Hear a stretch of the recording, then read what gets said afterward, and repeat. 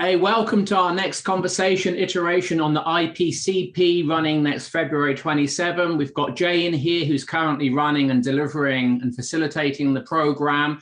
So what we're interested in is, are you convincible as a coach? Is your client convinced by you? Are they skeptical? Are you skeptical as a coach, Jay? In our experience, and particularly we delivered this last night, in our experience, in my direct experience, coaches are overly optimistic. They're overly trustful of the client. And so as we look through the coaches that were there, 20-odd coaches last night, you had most, and I want to say most, I mean 90% with a driver in being over trustful. What that shows up is that there is an overly optimistic frame that is operating from the coach in their view of the client, in that they're overly optimistic about their clients.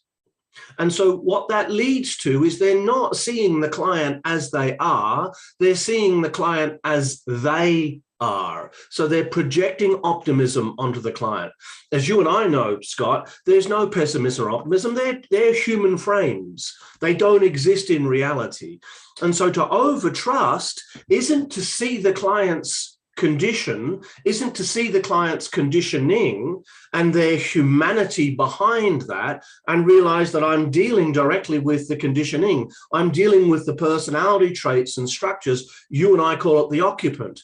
I'm dealing with the occupant, which is not the human being, but it's their human coping mechanism. And so being overly optimistic means they're going to get caught up in believing in the human being's coping mechanism, their personality. They're going to get caught in content. So what?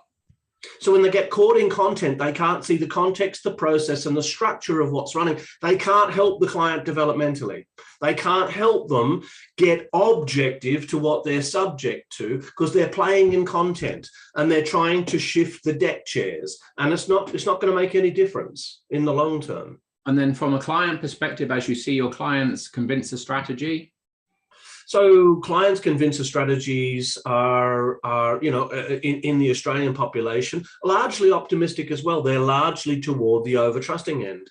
The under-trusting people, the people that are skeptical about life and reality, don't tend to come into coaching terribly much. They're the ones who tend to avoid. They're the ones who actually need coaching because they need to get past their ability to over-skepticize reality and overview it as being against them. You had an example last night in Masterprac, where you've got a client in there who's over-concerned and over-worried that people are out to get them. Yeah, and it's a belief that's been running their whole lives.